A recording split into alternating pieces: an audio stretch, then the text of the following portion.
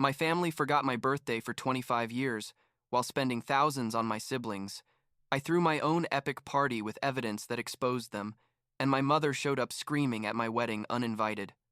I'm 25 years old, work as a software developer, and honestly, I need to tell this story because I basically spent my entire life being invisible to my family.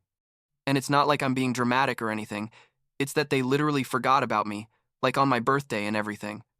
I guess I should start from the beginning so it makes sense, because this didn't start out of nowhere, you know.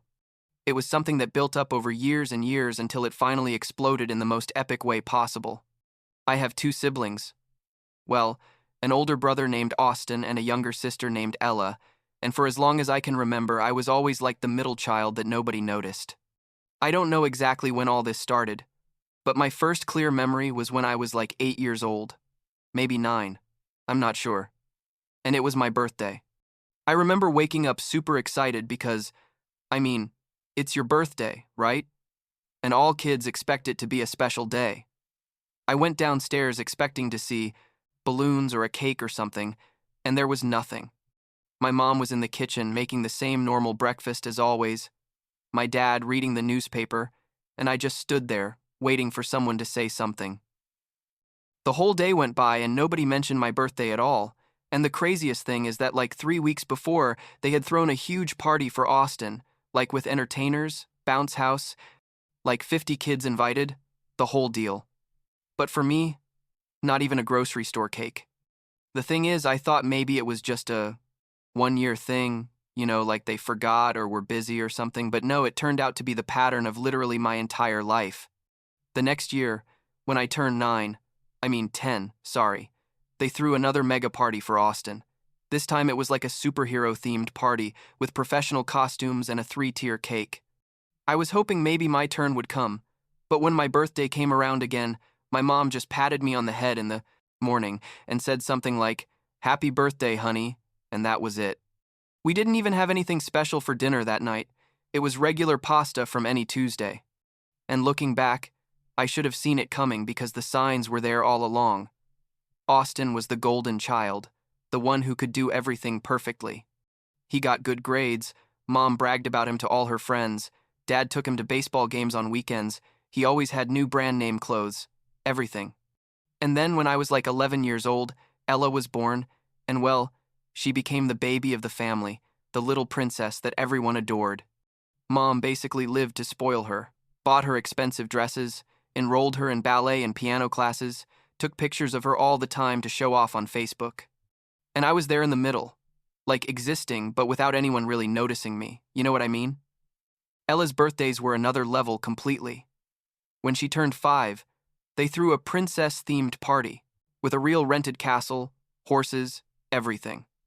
When she turned 10, they took her to Disneyland for a whole week. And every year I kept waiting for my turn to come, for something even if it was small, but it never happened. Sometimes mom would buy me a grocery store cake if I complained a lot, but it was obvious she did it like reluctantly, like annoyed that I was asking for basic attention. The middle school was more of the same, but worse, because I was more aware of what was happening. Austin went to prom, and my parents paid for a designer suit and a limousine to go with his friends. There were pictures everywhere in the house from that day. But when I went to my prom, I literally had to work after school at a McDonald's to pay for my own suit from JCPenney, and they didn't even come to take pictures before I left.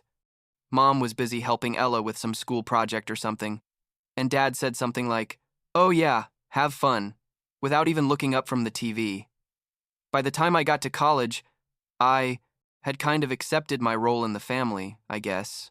I studied software development, did pretty well actually, got a decent job after graduating and moved into my own apartment. But I still went to family gatherings and events because, I don't know, part of me still hoped that someday things would change, that they would see me, that they would care. Spoiler alert, nothing changed. Austin got married when I was like 23 years old, and my parents literally spent thousands of dollars on that wedding. They helped pay for the venue, which was like an elegant resort, paid for the complete catering, everything. Mom was involved in every detail of the planning for months. And when all that was done, Ella announced she wanted to study at an expensive private university on the other side of the country, And of course, Dad said no problem, that they would take care of the full tuition. Meanwhile, I had to take out student loans to pay for my education, because when I asked them for help, they told me they didn't have money for that I needed to be more independent and responsible. So we get to last year, when I turned 25, and honestly something in me just clicked, like enough was enough. I had been dating my girlfriend Amanda for like 2 years. She's amazing, by the way, super supportive, and the first person who really made me feel valued. And she had seen this whole pattern up close because obviously she came to family events with me sometimes. One night we were having dinner at my apartment, and she asked me what I was going to do for my birthday that was coming up, and I just shrugged and said, probably nothing, like always. And she looked at me with this super serious face and said, you know what? Enough of this. You're going to celebrate your birthday big time this year, and I don't care what your family says. And that's how it all started. I decided I was going to throw the most epic birthday party of my life, like make up for all the lost years in one celebration. I rented a really nice venue, hired catering, DJ, open bar, the whole package. I spent like $5,000 total, which, yeah, is a lot of money, but I had been saving for years precisely because I never spent anything on myself. I invited all my friends, coworkers, cousins, uncles, basically all the people I cared about, including obviously my immediate family, because at that point I still hadn't cut them off completely. But here comes the good part. My friend Nick, who is like my best friend since college, helped me make a slideshow presentation to show at the party. We compiled photos of all of Austin's birthdays through the years, all those massive parties with perfect decorations and a million guests. Then photos of all of Ella's birthdays, the trips to Disneyland, the elaborate themed parties, everything. And then we put photos of my birthdays, or rather, the lack of photos of my birthdays, because there literally weren't any. So Nick got super creative and included screenshots from the family chat, showing all the messages like, "Happy birthday, Austin, we love you so much, you're the best son," with a bunch of emojis, and then my birthdays where there was at most a dry congratulations message, or sometimes not even that. The party was amazing. Like all the people I invited showed up, like 100 people. And everyone was having a good time. Dancing, eating, drinking. My parents arrived late, of course, and Mom immediately started with passive-aggressive comments like, "Oh, how over the top, so much money spent," as if it hurt her to see that I was doing something nice for myself. Halfway through the party, Nick put the presentation on the big screen, and when it finished, I took the microphone and gave a little speech. I said something like, "Thank you all for coming to celebrate with me, because for 25 years my family forgot to do it, but you're here, and that means everything to me. And I also want to announce that tomorrow I'm leaving on a luxury cruise for 2 weeks with Amanda and some close friends, because I deserve it, and I'm finally going to celebrate the way it should have always been." And my mom's face. I literally have no words to describe it. She turned red, furious, and got up from the table where she was sitting. My dad looked uncomfortable but didn't say anything. Typical of him. Austin and Ella were like in shock. I think they had never seen this side of me because I was always the quiet brother who didn't cause problems. Mom tried to approach me after the speech, but I basically ignored her and kept enjoying my party with people who really loved me. The next day, the messages started. Mom wrote me like 20 messages saying I was ungrateful, that she had done everything for me my whole life, that how dare I embarrass her in front of all the family and friends, that the cruise was a waste of money and that I was being selfish. Austin sent me a message like, "Bro, I think you went too far. Mom is super upset." And Ella wrote me something like, "I don't understand why you're being so dramatic. Our parents have always loved you." Dad only sent a short message saying we needed to talk when I got back from the cruise, that this wasn't right, and you know what? I didn't answer any of them. I got on the plane with Amanda and my friends, Nick, and 2 other coworkers, and we went on the most incredible cruise of our lives. It was through the Caribbean. We visited like 5 different islands, ate at elegant restaurants every night, sunbathed, went to the beach, snorkeled, everything. And for the first time in my life, I felt truly free, like I had taken off a huge weight from my shoulders. Amanda told me one night, watching the sunset from the balcony of our cabin, that she was proud of me for finally setting boundaries, and I think in that moment I realized I had made the right decision. When I came back from the cruise 2 weeks later, there were like 50 unread messages in the family group chat. I didn't read them all, but the ones I managed to see were more of the same. Mom complaining, Austin saying I was being immature, Ella asking when I was going to stop the drama. So I did something I should have done years ago. I left the group chat, blocked my parents and siblings on all social media, and basically cut off contact completely.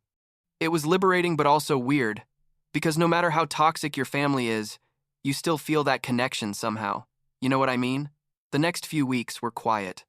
I focused on my work, spent time with Amanda, hung out with my friends, and honestly felt better than ever. But like 2 months later, on a Saturday morning, there was a knock on my apartment door. I thought it was a delivery or something, but when I opened it, it was my parents. They had shown up unannounced, and Mom immediately started with her spiel of, "We've come to talk to you. This has gone too far. You need to apologize for what you did." I told them to leave, that I had nothing to talk about with them, but Mom got like demanding and said they weren't going to leave until we fixed this. Dad was standing there not saying much, as always. So I let them in because I didn't want them to make a scene in the hallway, but I made it super clear they had 10 minutes to say what they had to say and then they were leaving. Mom started with a whole list of complaints about how she had been a perfect mother, how I was ungrateful, how I was destroying the family with my attitude. I asked her directly why Austin and Ella always had huge parties and I never had anything, and she said something like, "Well, they were different. They tried harder. They deserved those celebrations. You were always more subdued and didn't need that much attention." I couldn't believe it. She was literally justifying herself, saying, "My siblings deserved love and celebrations, but I didn't." I told them to leave my apartment immediately or I was calling the police, and Mom started crying in a manipulative way, saying I was her son, and how could I treat her like this? Dad finally spoke and said something like, "Son, your mother is right.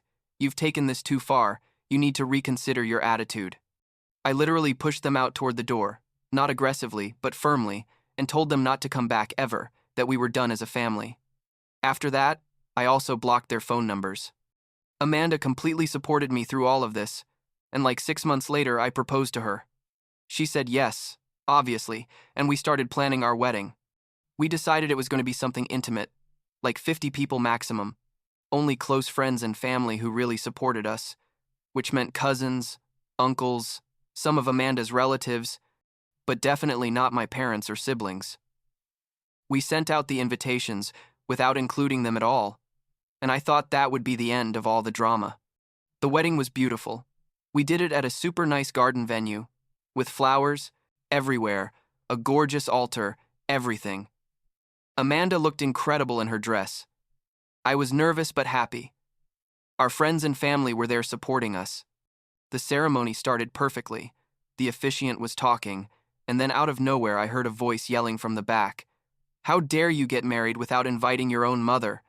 It was Mom. She had found out where the wedding was and had shown up without an invitation, with Dad following behind, looking embarrassed but doing nothing to stop her as always. The whole wedding stopped. Everyone turned to look at her, and Amanda squeezed my hand super tight.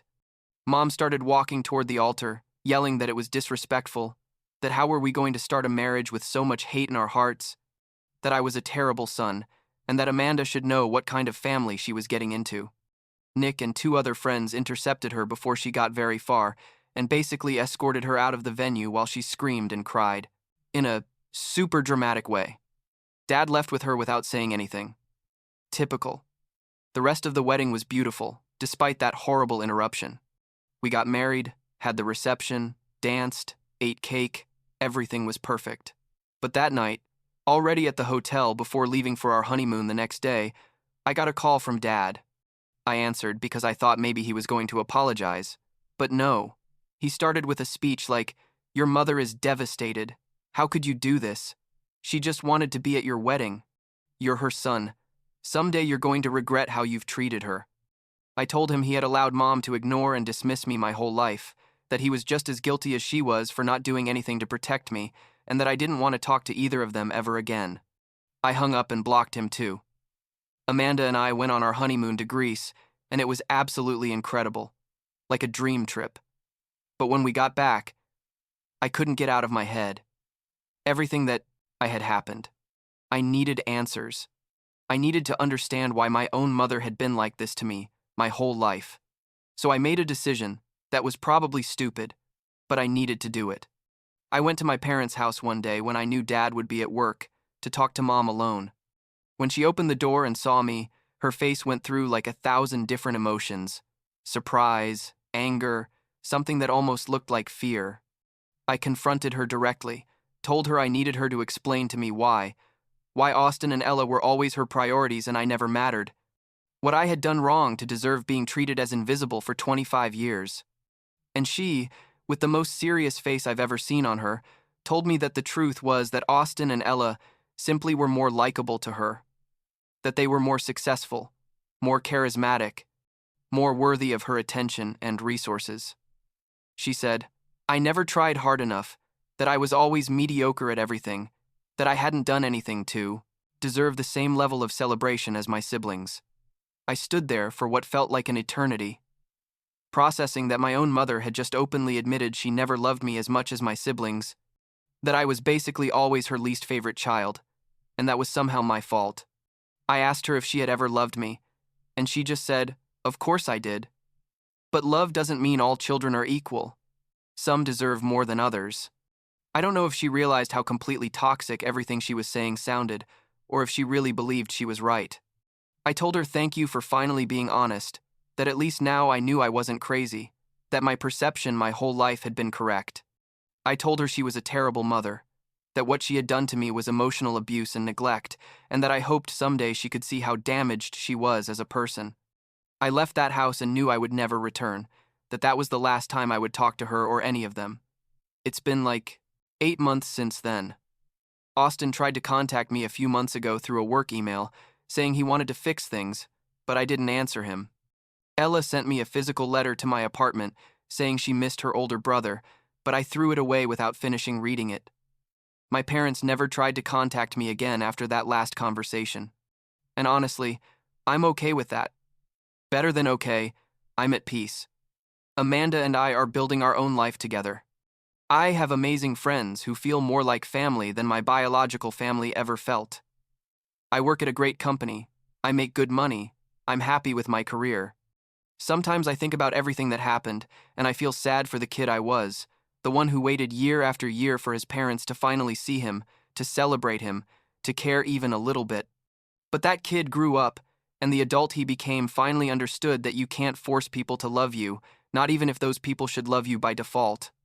Last week was my 26th birthday, and Amanda organized a surprise dinner for me with all our close friends at our favorite restaurant. It wasn't anything over the top or expensive, just people who genuinely love me, having a good time, laughing, celebrating that I exist. And that's more than my family gave me in 25 years. I guess in the end, the point is that family isn't always blood. Sometimes it's the people you choose, the people who show up for you, who celebrate you on good days and support you on bad ones. And I found that family. It just wasn't the one I was given by birth. I don't know if I'll ever forgive my parents or my siblings. Honestly, I don't think I will. Not because I'm resentful, but because I simply don't want that toxicity in my life. They stole something from me I'll never get back. All those lost birthdays, all those years feeling less than, invisible, not enough. But I'm not going to let them steal my future too. I'm building the life I always wanted, with people who really value me, and that's enough. More than enough. It's everything.